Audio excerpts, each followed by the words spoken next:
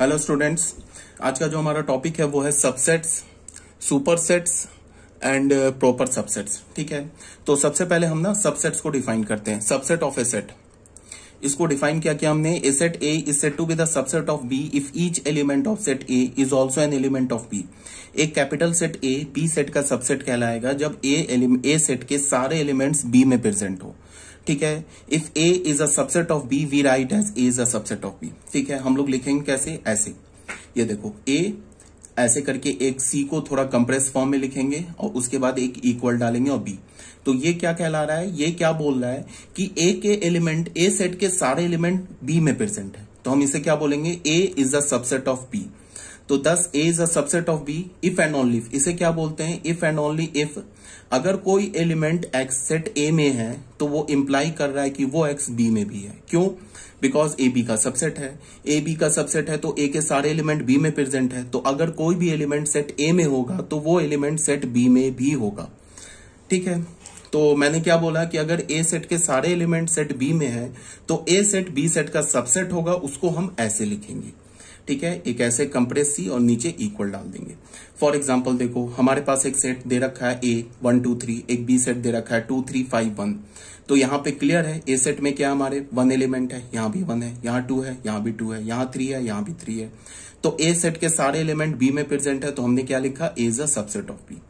ठीक है, फिर यहाँ देख लो, ए सेट में क्या हमारे पास 1 2 3 और बी सेट में क्या 2 3 1। यहाँ एक्चुअल में क्या है कि सेट ए और सेट बी आपस में इक्वल है। तो सेट ए बी आपस में इक्वल है तो ए के सारे एलिमेंट बी में होंगे एंड बी के सारे एलिमेंट किस में होंगे, ए में होंगे। तो इस केस में क्या होगा, ए बी का सबसेट होगा एंड बी भी ए का सबसेट होगा। ठीक है, तो हम ऐसे लिखेंगे, A is the subset of B and B is the subset of A. तो ए बी का सबसेट है और बी ए का सबसेट है। ये पॉसिबल तभी होगा जब दोनों सेट इक्वल होगा। इनफैक्ट हम इस रिजल्ट को यूज करेंगे दो सेट्स को इक्वल प्रूफ करने में। मान लो कि अगर हमारे पास ऐसे गिवन है कि proof that set A is equal to set B, और अगर हम ये शो कर पाए कि A set is the subset of B and B set is the subset of A, तो प्रूफ हो जाएगा A set is equal to B set. ठीक है, यहां तक आगे बात समझ में। अब थर्ड पॉइंट पे आ जाओ। हमारे पास एक सेट ए दे रखा है 2 3 5 और सेट बी दे रखा है 1 2 3 5। तो यहां पे क्या है, क्लियर है कि ए सेट के एलिमेंट क्या है 2 3 5, यहां भी 2 3 5 है। तो ए बी का सबसेट है, A is the subset of B but B is not, A is the subset of B but B is not the subset of A. B A का सबसेट नहीं है। देख लो यहाँ पे क्या हमारे पास 1 एलिमेंट है ना बी में, ये ए में तो नहीं है। तो B is not the subset of A but A is the subset of B. तो अगर ए बी का सबसेट है तो बी ए का सुपर सेट होगा। ठीक है, अगर ए बी का सबसेट है तो बी ए का क्या होगा, सुपर सेट होगा। तो हमने क्या लिखा, ऐसे लिखा, तो A is the subset of B, इसे हमने क्या बोला, A is the subset of B. और यहां क्या बोला, बी इज द, बी लिखा, बस कुछ नहीं है, बी ऐसे लिखा, इसको ऐसे घुमा दिया। उसके बाद क्या हो गया, ये B is the super set of A, B क्या हो जाएगा, ए का सुपर सेट हो जाएगा। ठीक है, इस केस में देखो, सेकंड जो है इस केस में देखो, इस केस में क्या है कि ए बी का सबसेट है, बी ए का भी सबसेट है। तो यहां क्या होगा, ए जो होगा, बी जो होगा वो ए का सुपर सेट हो जाएगा। क्यों? बिकॉज ए बी का सबसेट है। और ए जो होगा वो भी बी का सुपर सेट हो जाएगा। क्यों? बिकॉज बी ए का सबसेट है। ठीक है ना। तो ये थर्ड हो गया हमारा, थर्ड एग्जांपल हो गया। अब फोर्थ एग्जांपल में आ जाओ। यहाँ पे पास हमारे पास क्या दे रखा है, एक सेट 1 2 3 और यहाँ क्या दे रखा है 2 3 4। तो ऑब्वियस सी बात है, यहाँ पे जो 1 एलिमेंट है वो बी में प्रेजेंट नहीं है। तो ए जो सेट है वो बी का सबसेट नहीं है। तो ए बी का सबसेट नहीं है तो हम उसे कैसे लिखेंगे, सबसेट का बना लेंगे, ऐसे क्रॉस कर देंगे। इसका क्या मतलब हो गया कि A is not the subset of B. अगर ए बी का सबसेट नहीं है तो बी ए का सुपर सेट भी नहीं है। ठीक है, तो अभी तक मैंने क्या बोला, फर्स्ट एग्जांपल जो मैंने first subset of A set में क्या बोला कि एक set capital A capital B set का सबसेट कब कहलाएगा, जब ए सेट के सारे एलिमेंट बी सेट में प्रेजेंट हो। अगर ए सेट के सारे एलिमेंट बी सेट में है तो हम क्या बोलेंगे, set A is the subset of set B. और अगर सेट ए बी सेट का सबसेट है then B set is the super set of set A. ये बात आ जानी चाहिए समझ में, कोई डाउट नहीं है। अब बच्चों यहां पे क्या है, एक टर्म आता है proper subset of A set. Proper subset का क्या मतलब होता है, तुम इसको थोड़ा ऐसे समझो। देखो क्या है कि जैसे हमने क्या बोला कि ए सेट है, अगर हमने बोला कि every element of set A, every element of set A is present in B, present in set B. अगर हमने ऐसे बोल दिया ए सेट के सारे एलिमेंट बी सेट में प्रेजेंट है, अगर हमने ऐसे बोला तो इसका क्या मतलब हो गया, ए बी का सबसेट हो गया। हम सबसेट को कैसे लिखते हैं, ऐसे कंप्रेस सी, उसके बाद एक ऐसे इक्वल का साइन बनाते हैं। तो ये इसका क्या मतलब हो गया, अगर हमने ऐसे लिखा इसका क्या मतलब है, a every element of set A is present in B. तो यहां पे बच्चों ना, यहां पे दो कंडीशंस आ गए, ऐसे लिखने में दो कंडीशंस आ गए। ठीक है, क्या कंडीशन आ गया वो देखो। अगर हमने लिखा ऐसे लिखा ना, तो यहां पे ऐसे दो कंडीशन हो गया। एक तो ये हो गया ऐसे, जैसे हमने लेस देन इक्वल्स टू पढ़ते हैं ना, सेम उसी तरह less than equals to type है। और यहां पे क्या हो गया, A is equal to B. इसका क्या मतलब है, इसका क्या मतलब है, इसका मतलब है कि एवरी एलिमेंट ऑफ सेट ए, यहां पे मैंने ऐसे इक्वल का साइन नहीं लगाया, तो इसका क्या मतलब है, every element of set A present in set B. A के सारे एलिमेंट बी में प्रेजेंट है, but B have some extra element which is not present in A. इसका क्या मतलब है, सेट ए के सारे एलिमेंट तो सेट बी में है, बट बी में कुछ एक्स्ट्रा एलिमेंट भी है। इस बात को हम ऐसे भी बोल सकते हैं कि ए के सारे एलिमेंट बी में तो है, बट ए सेट और बी सेट आपस में इक्वल नहीं है। ठीक है, एक तो ये हो गया, ऐसे लिखने को बता रहा हूं। अगर ऐसे लिखा है तो एक तो ये ऑप्शन हो गया। अगर मान लो सेट ए और सेट बी अननोन है और मैंने इतना इंफॉर्मेशन दे दिया कि ए सेट के सारे एलिमेंट बी सेट में प्रेजेंट है, तो एक केस तो ये हो सकता है, क्या हो गया कि ए सेट के सारे एलिमेंट बी सेट में है, बट ए और बी इक्वल नहीं है। अगर ऐसा हो गया तो भी ए सेट के सारे एलिमेंट सेट बी में है। ऐसा अगर हो जाए कि सेट ए और सेट बी दोनों इक्वल हो जाए, तो भी ए सेट के सारे एलिमेंट सेट बी में है, तो भी ए बी का सबसेट हो जाएगा। समझ रहे हो बात को। तो ऐसे लिखने में क्या हो गया कि ये भी पॉसिबिलिटी कवर हो गई, ये भी पॉसिबिलिटी कवर हो गई। अगर ये पॉसिबिलिटी है कि ए सेट के सारे एलिमेंट बी में है बट ए और बी इक्वल नहीं है, तो भी ए बी का सबसेट हो जाएगा। अगर ए सेट और बी सेट इक्वल है तो भी ए बी का सबसेट हो जाएगा। तो जनरली आईआईटी जेईई में क्या करते हैं कि अगर ए बी का सबसेट है तो वो ऐसे लिखते हैं, अगर ए बी का सबसेट है तो वो ऐसे लिखते हैं। उसमें दोनों पॉसिबिलिटी कवर हो गई। इसमें पहली पॉसिबिलिटी ये वाली भी कवर हो गई कि ए सेट के सारे एलिमेंट बी में है बट ए और बी सेट इक्वल नहीं है। ये भी पॉसिबिलिटी कवर हो गई कि ए और सेट बी इक्वल है। इस केस में भी ए बी का सबसेट हो जाएगा, इस केस में भी ए बी का सबसेट हो जाएगा। इस केस में क्या होता है कि जब ए के सारे एलिमेंट बी में प्रेजेंट है बट ए सेट और बी सेट इक्वल नहीं है, मतलब बी में कुछ एक्स्ट्रा एलिमेंट भी है, तो हम ए सेट को बी सेट का प्रॉपर सबसेट बोलते हैं। क्या बोलते हैं, प्रॉपर सबसेट। आ रही है मेरी बात समझ में। तो इस केस को हम क्या बोलते हैं, प्रॉपर सबसेट बोलते हैं। तो ऐसे करके ऐसे क्या लिखेंगे, आईआईटी जेईई के जितने भी एग्जाम्स होते हैं या जो भी कॉम्पिटिटिव एग्जाम्स होते हैं उसमें ऐसे लिखता है ए सेट और बी सेट। अगर ए सेट बी सेट का सबसेट है तो उसको ऐसे लिखेगा। एनसीईआरटी में क्या है कि एनसीईआरटी देख लो, एनसीईआरटी के लिए बता रहा हूं और आईआईटी जेईई दोनों का अलग अलग नोटेशन है। आप ऑब्वियस सी बात है बोर्ड के लिए एनसीईआरटी को फॉलो करोगे। एनसीईआरटी में सबसेट को क्या लिखेगा, वो ऐसे लिखेगा, एनसीईआरटी में ऐसे लिखेगा। ठीक है, और प्रॉपर सबसेट को वो ऐसे लिखेगा, and is not equal to B. ठीक है, आईआईटी में सबसेट को कैसे लिखेगा, ऐसे, और प्रॉपर सबसेट को कैसे लिखेगा आईआईटी में, ऐसे। इसको ध्यान में रखना है। ऐसे लिखने का क्या मतलब हो गया, एनसीईआरटी क्या बोल रहा है कि ए के सारे एलिमेंट बी में प्रेजेंट है और ए और बी इक्वल भी हो सकता है। इसमें एनसीईआरटी क्या बोल रहा है, ए सेट के सारे एलिमेंट बी में प्रेजेंट है, ए सेट और बी सेट आपस में इक्वल भी हो सकता है। ठीक है, आईआईटी के एग्जाम में कैसे आएगा, ऐसे। इसका क्या मतलब है, ए के सारे एलिमेंट बी में प्रेजेंट है, ए और बी यहां भी इक्वल हो सकता है, तो ये इक्वलिटी ऐसे लगा देगा। एनसीईआरटी ऐसे लिखेगा। और एनसीईआरटी प्रॉपर सबसेट को कैसे लिखेगा, ऐसे। Sorry, this is B, not zero, this is B. ठीक है, एनसीईआरटी ऐसे लिखेगा प्रॉपर सबसेट को। इसका क्या मतलब हो गया कि ए सेट के सारे एलिमेंट बी सेट में प्रेजेंट है बट ए सेट और बी सेट आपस में इक्वल नहीं है। और यहां पे आईआईटी में कैसे लिखेगा, ऐसे लिखेगा। इसका क्या मतलब हो गया कि ए सेट के सारे एलिमेंट सेट बी में प्रेजेंट है and A set B set equal नहीं है। एक बार फिर से बोल दे रहा हूं कि जैसे अगर मान लो कि अगर मैंने बोला इतना इन्फॉर्मेशन तुम्हें देके मैं चुप हो गया, मैंने इतना बोला कि ए सेट के सारे एलिमेंट सेट बी में प्रेजेंट है, इतना बोल के मैं चुप हो गया। तो यहाँ पे बच्चों दो पॉसिबिलिटी हो सकती है। पहली पॉसिबिलिटी क्या कि ए सेट के सारे एलिमेंट सेट बी में प्रेजेंट हो, बट ए और बी सेट इक्वल नहीं हो, मतलब बी में कुछ एक्स्ट्रा एलिमेंट भी हो। तो अगर ऐसा है तो इसे हम क्या बोलेंगे, प्रोपर सबसेट। क्या बोलेंगे, प्रोपर सबसेट। ऐसा भी हो सकता है कि ए सेट और बी सेट आपस में इक्वल हो, ठीक है, तो ए सेट और बी सेट इक्वल हो तो भी ए सेट के सारे एलिमेंट बी में प्रेजेंट है। तो अगर मैंने बोला ना कि ए सेट के सारे एलिमेंट बी में प्रेजेंट है तो दोनों पॉसिबिलिटी हो सकती है। ये भी पॉसिबिलिटी हो सकती है कि ए के सारे एलिमेंट बी में तो प्रेजेंट है बट बी में कुछ एक्स्ट्रा है।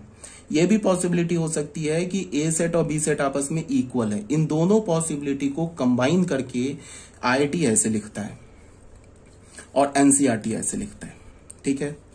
अब अगर ये पॉसिबिलिटी हो कि ए के सारे एलिमेंट बी में प्रेजेंट हो बट ए और बी इक्वल नहीं है तो आईआईटी ऐसे लिखता है, एनसीईआरटी ऐसे लिखता है। इस बात को तुम्हें समझना है, ठीक है। तो एक बार और बता रहा हूं कि अगर ए सेट के सारे एलिमेंट बी में प्रेजेंट हो बट ए और बी इक्वल नहीं हो तो ऐसे सबसेट को हम प्रॉपर सबसेट बोलते हैं। क्या बोलते हैं, प्रॉपर सबसेट बोलते हैं। लेकिन मैं अगर इतना इंफॉर्मेशन देके चुप हो जाऊं कि ए सेट के सारे एलिमेंट बी में प्रेजेंट है, इतना बोल के मैं चुप हो जाऊं, तो दो पॉसिबिलिटी हो सकती है। एक तो ये पॉसिबिलिटी हो जाएगी कि ए सेट के सारे एलिमेंट बी में प्रेजेंट है बट बी में कुछ एक्स्ट्रा एलिमेंट है, एक ये पॉसिबिलिटी हो गई। तो इस पॉसिबिलिटी को भी ऐसे लिखेंगे और ए सेट बी सेट इक्वल है, दोनों को कंबाइन करके आईआईटी ऐसे लिखता है और एनसीईआरटी ऐसे लिखता है। अगर ये पॉसिबिलिटी है कि ए सेट के सारे एलिमेंट बी में प्रेजेंट है बट ए और बी आपस में इक्वल नहीं है तो एनसीईआरटी ऐसे लिखेगा, आईआईटी ऐसे लिखेगा, ठीक है। इसको हम क्या बोलते हैं, प्रॉपर सबसेट बोलते हैं। इस केस में इसको हम क्या बोलते हैं, प्रॉपर सबसेट बोलते हैं, ठीक है। काफी मैंने एक्सप्लेन कर दिया। अब आ जाओ प्रॉपर सबसेट में। प्रॉपर सबसेट क्या बोल रहा है, a set capital A is said to be a proper subset of set B if A is a subset of B and A is not equals to B। इसका क्या मतलब है कि सेट A सेट B का proper subset होगा, कब होगा, जब A सेट के सारे एलिमेंट B में प्रेजेंट हो बट A और B इक्वल नहीं हो। मतलब क्या हो, B में कुछ एक्स्ट्रा एलिमेंट हो। तो ऐसे लिखेंगे हम, ठीक है। ये ऐसे लिखने, ये किसके लिए लिखा मैंने, जो आईआईटी में पूछेगा। आईआईटी में जो नोटेशन होगा वो ऐसे होगा। एनसीईआरटी में कैसे नोटेशन होगा, वो ऐसे करेंगे, ऐसे लिखेंगे। एनसीईआरटी में प्रॉपर सबसेट को ऐसे लिखेंगे, ठीक है। Every element of set is present in B and B has at least one element which is not an element of A set के सारे एलिमेंट तो बी में होंगे बट बी में कुछ ऐसा एलिमेंट होगा जो ए में प्रेजेंट नहीं है, मतलब बी में कुछ एक्स्ट्रा एलिमेंट होगा। क्लियर है यहां तक, कोई डाउट नहीं है। अब इसका कुछ एग्जांपल आ जाओ। इस एग्जांपल में क्या हो गया, ए सेट हमने ले लिया 1 2 3, बी सेट हमने ले लिया 2 3 4 1 5। ऑब्वियस सी बात है 1 2 3 इसमें प्रेजेंट है बट इसमें कुछ एक्स्ट्रा एलिमेंट भी है। कौन सा एलिमेंट है, 4 और 5, 4 5 एक्स्ट्रा एलिमेंट है तो ए सेट बी सेट का सबसेट हो जाएगा, ठीक है। तो अगर ये एनसीईआरटी होता तो एनसीईआरटी क्या करता, एनसीईआरटी ऐसे लिख देगा। इस केस की बात कर रहा हूं, फर्स्ट एग्जांपल की। एनसीईआरटी कैसे लिखेगा, वो देखो। एनसीईआरटी ऐसे लिखेगा, A is a subset of B. ये लिखेगा, अगर मान लो हमारे पास सेट ए ऐसे दे रखा है 1 2 3 1 2 3 एंड सॉरी बी दे रखा है हमारे पास 2 3 4 1 5, ठीक है। तो एनसीईआरटी इसको ऐसे लिखेगा, ए प्रॉपर सबसेट है तो A is a subset of B and A is not equals to B. NCERT ऐसे लिखेगा। अब ये लिखेगा एनसीईआरटी और आईआईटी में कैसे लिखेगा, A is only the subset of B, ऐसे लिख देगा, ठीक है। बट ए और बी के बारे में कोई इंफॉर्मेशन, ये ए और बी सेट गिवन नहीं हो बट इतना गिवन हो कि ए के सारे एलिमेंट बी में प्रेजेंट है तो ए बी का सबसेट हो जाएगा। तो उसके लिए एनसीईआरटी कैसे लिखेगा, सिर्फ ऐसे। ये जो आईआईटी जो प्रॉपर सबसेट वाला यूज कर रहा है ना, वो एनसीईआरटी ऐसे लिखेगा। कब, जब ए के सारे एलिमेंट बी में प्रेजेंट हो। आईआईटी में क्या लिखेगा, ऐसे ही। आईआईटी दोनों कवर कर लेगा, वो भी कवर कर लेगा जब ए बी के इक्वल है और ए बी में कुछ एक्स्ट्रा एलिमेंट है, ठीक है। तो यहां पे देख लो, सेकंड में आ जाओ। अब ए हमारा 1 2 3 दे रखा है, बी हमारा क्या दे रखा है 2 3 1। तो यहां पे क्या हमारा, देन ए एंड बी। ए तो भी बच्चों, ए जो है बी का सबसेट है। इसमें काम करो 1 2 3 2 3 1, इसमें कुछ एक्स्ट्रा एलिमेंट डाल दो। मान लो सपोज दैट तुम ऐसा करो, इसमें तुम 4 डाल दो, 1 को ना 4 बना दो। अपने पीडीएफ में करेक्ट कर लेना। 1 को तुमने 4 बना दिया तो यहाँ पे ऑब्वियस सी बात है कि ये जो 1 है वो ए में प्रेजेंट है बट बी में प्रेजेंट नहीं है, तो ए बी का सबसेट नहीं होगा, तो ऐसे लिखेंगे। और ए जब बी का सबसेट नहीं होगा तो बी ए का सुपर सेट नहीं होगा, तो ऐसे लिखेंगे। ठीक है, यहां तक क्लियर है, कोई डाउट नहीं होनी चाहिए। ठीक है, एक बार और चलो बता दे रहा हूं, एक बार और लास्ट टाइम 2 मिनट में। मैंने क्या बोला, मैंने ये बोला कि अगर हमारे पास सिर्फ ए और बी सेट गिवन नहीं हो, ए और बी सेट के बारे में कोई इंफॉर्मेशन नहीं गिवन हो, बट सिर्फ एक इंफॉर्मेशन गिवन हो कि ए के सारे एलिमेंट बी में प्रेजेंट है, तो 2 पॉसिबिलिटी हो सकती है कि ए के सारे एलिमेंट बी में प्रेजेंट हो और बी में कुछ एक्स्ट्रा एलिमेंट हो, या ये भी पॉसिबिलिटी हो सकती है कि ए सेट और बी सेट इक्वल है, तो आईटी में ऐसे लिख देगा।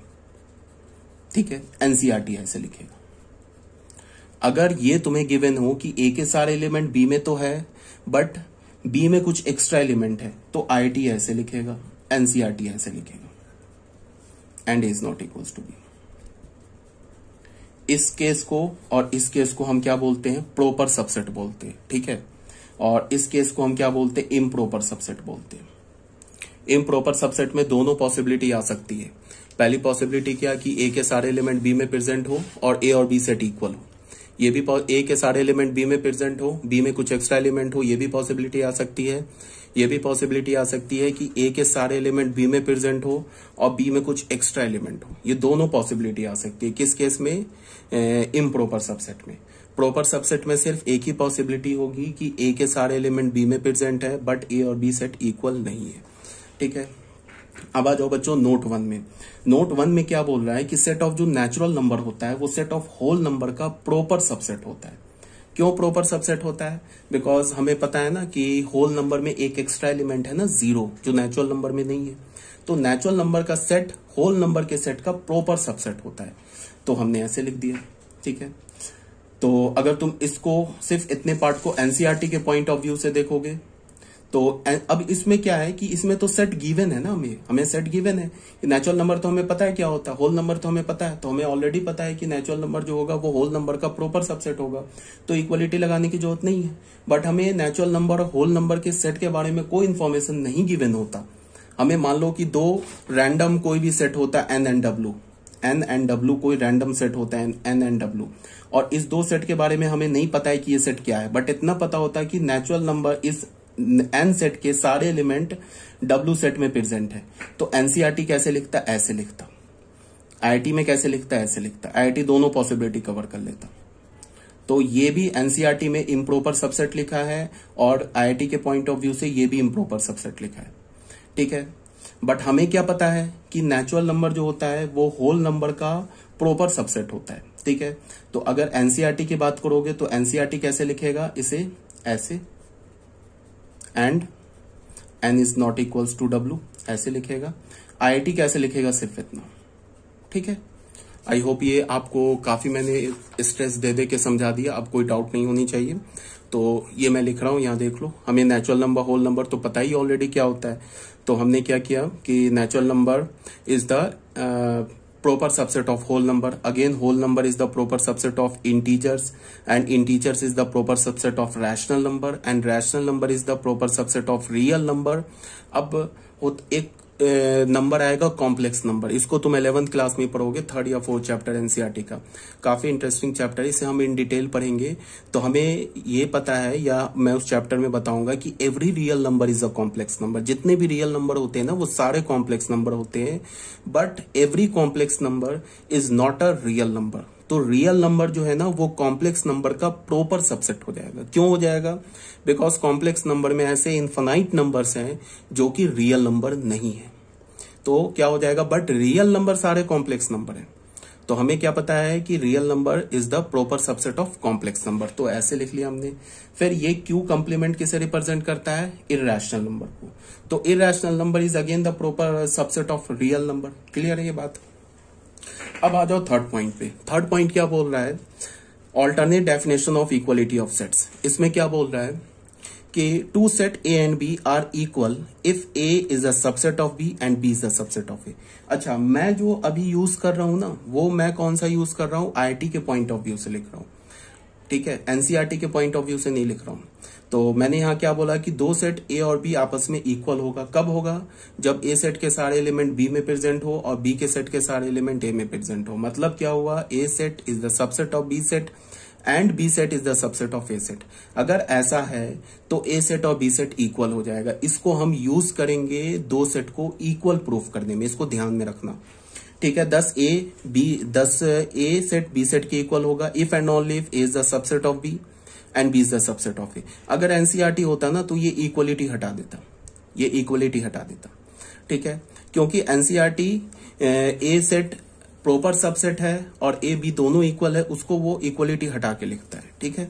तो एनसीईआरटी होता तो क्या करता? इक्वलिटी हटा देता, ठीक है। यहां तक नोट में क्या हो गया? ऐसे लिखा, A is a proper subset of B if and only if A is a subset of B and A is not equals to B. ये लिखने का क्या मतलब हो गया कि इम्प्रॉपर सबसेट होने का क्या मतलब हो गया कि ए के सारे एलिमेंट तो बी में है बट ए और बी इक्वल नहीं है, ठीक है। तो ये फिर मैं एक बार स्ट्रेस देके बता रहा हूं कि मैं जो लिख रहा हूं आईटी के पॉइंट ऑफ व्यू से लिख रहा हूं। तो ए के सारे एलिमेंट बी में है, उसको मैंने ऐसे लिखा, ठीक है।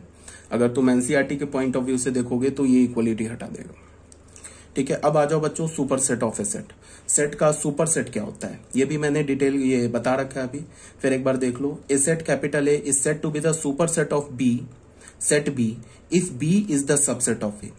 ए सेट बी सेट का सुपर सबसेट कब होगा? जब बी सेट ए सेट का सबसेट होगा।